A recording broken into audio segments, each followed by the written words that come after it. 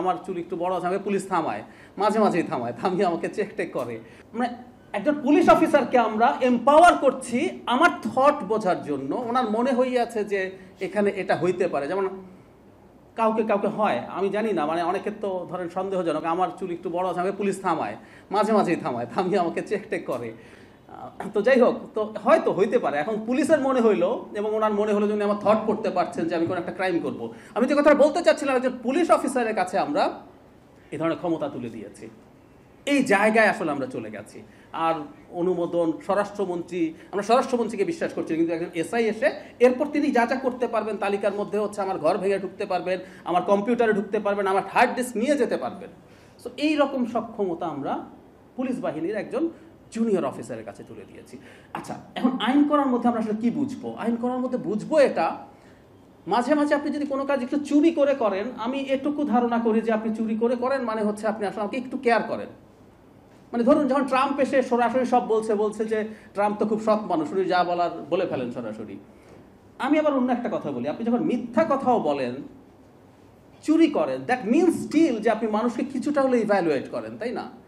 Trump বলে ফেলছে আমি এটা করবো, আরেকজন এটা করছে কিন্তু লুকানোর চেষ্টা করছে, দ্যাট মিনস যে আমি যাকে বলছি আমি তার সামনে একটু বিব্রত, তাই মিথ্যা কথা বলছি। আইনে নাই করছেন এটা একটা কথা, কিন্তু এই সরকারের সময় যে সবচেয়ে বড় অভিযোগের জায়গা আমার, সেটা হচ্ছে আপনি আইন করে সব অসভ্যতা বর্বরতা করেছেন। আমরা জ্বালানির একটা আইন নিয়ে খুব কথা বলেছি না? আপনি একটা আইন করে বলে দিয়েছেন, মানে আপনি লুকাচ্ছেন না, চুরি করছেন না, আইনে এটা আছে আমি এভাবেই করবো।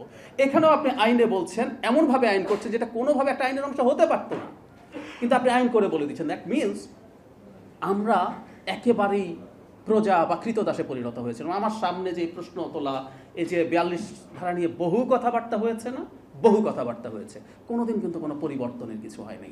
আপনি 21 ধারার মধ্যে তাদের পারিবারিক ইতিহাস ঢুকিয়ে দিয়েছেন। আমি ভারতের এই সংক্রান্ত আইন পড়ে দেখেছি, নাই তো আপনি ইচ্ছে মতো এগুলো করেছেন, করবেন। শেষ করবো একটা কথা বলে, সেটা হচ্ছে আমি ব্যক্তিগতভাবে মনে করি অনেক সাজেশনস এসছে, খুব গুরুত্বপূর্ণ সাজেশনস। মানে এটা নিয়ে যখন কথা বলতে যাচ্ছি আমার প্রায় একটা কথা মনে হয়, বাংলাদেশে বসে আমরা না খুব প্রাগৈতিহাসিক ধরনের আলোচনা করি। ধরুন পৃথিবীতে এই মুহূর্তের আলোচনা কি, এই ডেটা, তারপরে আমাদের এই গোপনীয়তা, এসব নিয়ে। সেটা হচ্ছে বছর 5 আগে সুজানা জুবফের একটা বই এসছে, the rising of surveillance capitalism. মানে আমরা বৈধভাবেই কি পরিমাণ নজরদারির শিকার হই বাণিজ্যিক কারণে, এবং সেটা আমাদের বিহেভিয়ার পর্যন্ত পাল্টে ফেলছে।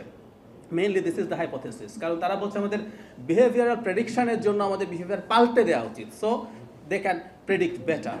সো ওই আলোচনাগুলো হচ্ছে, সেটা ঠেকাতে আমরা কি করব।